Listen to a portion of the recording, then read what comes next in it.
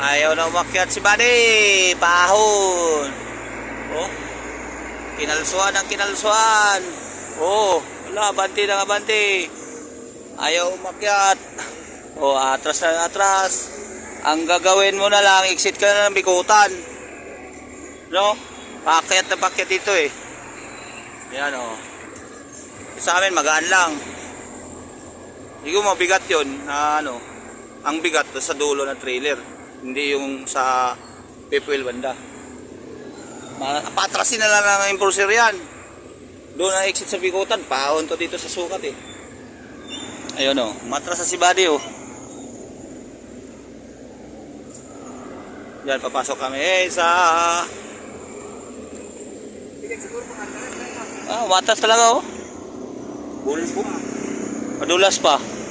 Ang gagawin niya, yung impulsor, paalisin niyo sa likod.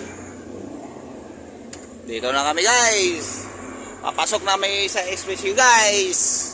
Oh. Kaya, isipin din natin ang bigat ng dala natin guys. Nangyari sa akin yan sa probinsya doon sa Barangay Taway, April sa Sibugay. Alright, hanggang dito lang mga reaction video ko. Abangan nyo lang. Okay.